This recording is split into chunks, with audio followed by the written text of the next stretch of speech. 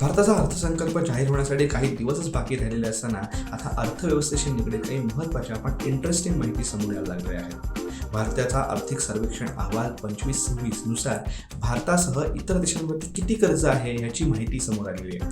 यामध्ये आता कर्जानुसार आपण जर बघितलं तर सर्वात पहिला क्रमांक लागतो तो अमेरिकेचा. अमेरिकेवरती 38.3 ट्रिलियन डॉलर्सचं कर्ज आहे. त्याच्यानंतर अर्थातच दुसरा क्रमांक हा चीनचा लागतो. चीनवरती 18.7 ट्रिलियन डॉलर्सचं कर्ज आहे. ह्याच्यानंतर तिसऱ्या क्रमांकावरती 9.8 ट्रिलियन डॉलर्ससह जपान आहे. त्याच्यानंतर चौथ्या क्रमांकावरती ग्रेट ब्रिटन म्हणजेच युनायटेड किंगडम. ह्या युनायटेड किंगडमवरती 4.1 ट्रिलियन डॉलर्सचं कर्ज आहे. त्यानंतर फ्रान्स 3.9 ट्रिलियन डॉलर्स आणि 6व्या क्रमांकावरती भारत आहे.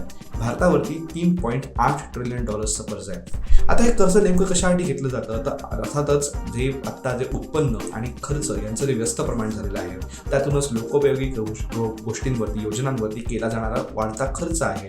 या सगळ्या गोष्टींमुळे हे कर्ज वाढत आहे. त्यातूनच भारतासारख्या विकसनशील देशांमध्ये पायाभूत सुविधांवरती होणारी मोठी गुंतवणूक आणि मोठा जाणारा खर्च यांमुळे सुद्धा हे कर्ज वाढत आहे. पण तरी सुद्धा भारताचा विकास दर हा भारताची अर्थव्यवस्था मजबूतच आहे आणि मजबूत होते आहे हेच दर्शवतोय एवढं मात्र नक्की.